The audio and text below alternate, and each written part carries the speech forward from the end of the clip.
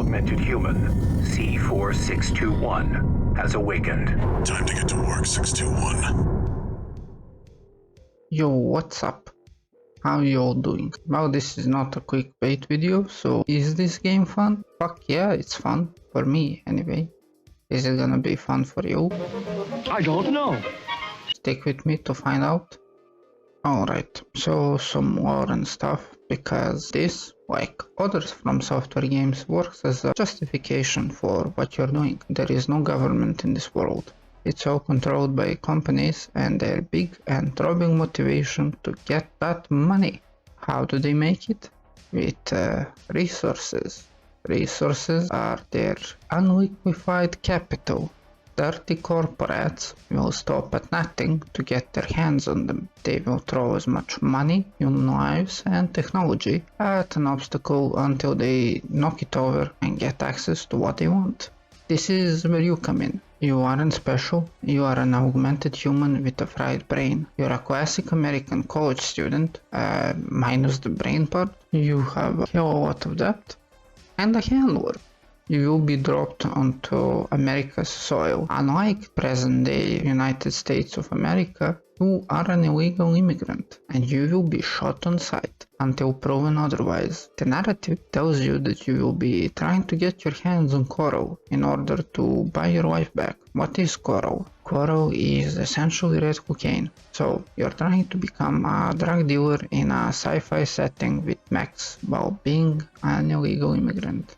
This game appeals to my fantasy of being a functional member of society by being a corporate slave. Bamboo, you idiot, why are you talking about lore? Get to the good stuff.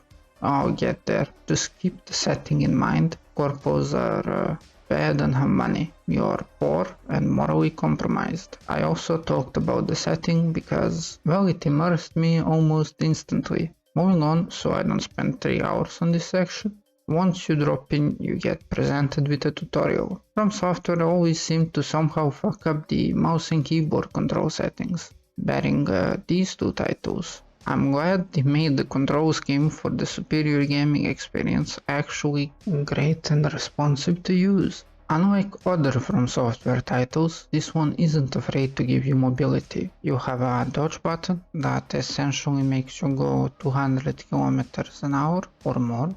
I will take that any day over this goat-infested horse, by the way. Jokes aside, you are very mobile, and you will need to be abusing that. Health is a resource, but it's not a resource that you can afford to spend, seeing as how you will have only 3 heals per mission. This is how movement feels to me. You are a rocket-propelled machine that will fill your enemies with lead, explosive, plasma, rockets and lasers, while you are dodging a rain of bullets and other stuff. Anything that you can throw at them may or may not be thrown at you too, depending on what's equipped on the enemy. Now you can move fast, but how do you get rid of your enemies? With weapons. Once you start off, you have some rockets, an assault rifle and an energy blade.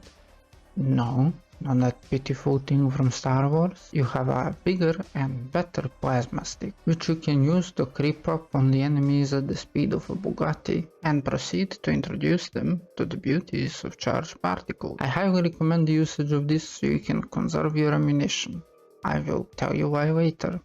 This game has some elements of Sekiro, but unlike the posture bar, you do not need to deflect enemy attacks to damage it. How you damage it is with the impact value of your weapon. Having that in mind, it's a generally good idea to keep pressure on an enemy, using rockets and other ballistic or electric self-defensive measures to break it. Breaking it will stun your enemy. Every ranged attack that you have will be counted as a direct hit, which will strip more layers of steel from their mechs. Speaking of layers of steel, once you recycle enough walking dumpsters, you will get to the post-mission screen. Know how I said that corporations own everything and that you will likely want to conserve your HP and ammunition? This is why they will charge you for ammunitions and armor points or HP that you have spent in that mission. This gives you an incentive to learn how to dodge and get a bigger paycheck at the end of the mission. Why do you need a bigger paycheck? Well. Your weapons and mech parts can be bought from the shop. They're the reason you will be stacking paper. Stacking money quantities so great you will want to make a mattress out of it.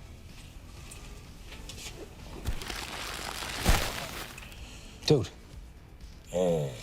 Weaponry affects gameplay. Playing with a grenade launcher, for example, is not a good idea if you need to face multiple opponents. Each weapon that you get has a purpose. They are all situational. Even the most universal ones cannot help you as effectively as specialized ones with multiple obstacles that the game will throw at you. This has been very fun to play around with. Seeing the AC design on the parts shop for the first time brought this big dumb grin onto my face. This feels like Pacific Rim or a mech anime where you can play both as a pilot and a combat engineer. The most important part of your mech is its legs. There are 4 types of them: reverse jointed, quadruped, or something, I don't know, bipedal, and tank treads. Each of these changes the gameplay slightly. I mean, tank treads can drift, bro. Quadrupeds do some dumb stuff like fly around. I mean, you are already bipedal as a human, so you can imagine the range of movement offered by this. It's the most balanced one. And the reverse jointed ones. Look, I'm gonna be real with you. The way I play this game is I either learn to dodge or I die and try again. Speed and energy load is the most important stat for me. I like playing with decent range weapons and a melee weapon. That way I can pump someone full of lead before I insert my plasma stick in them. All the while I'm bombarding them with rocket salvos. Much like Sekiro, and I'm comparing it to Sekiro for some unknown reason, this game also has its own dance. It emphasizes positioning more. Unlike Sekiro, you will not be breaking any posture bars by deflecting. This game has more of an Elden Ring and Dark Souls influence. And this will be requiring you to be reactive with the openings that you get and create by dodging attacks. All the while, you are learning the enemy patterns and weaknesses. Once you obtain that knowledge, you will be styling on the enemy, breaking his posture bar, and unloading ballistic mayhem onto them. This is a From Software title, so is the game hard? Is there an easy difficulty? Yes, the game is hard.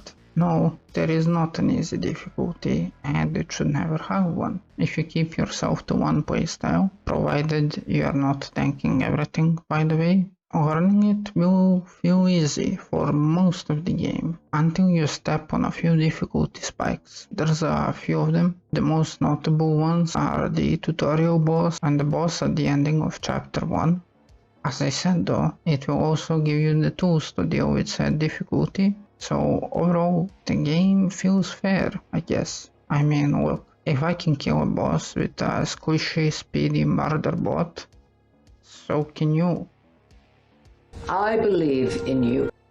So, does this game look like your cup of tea? Let me know.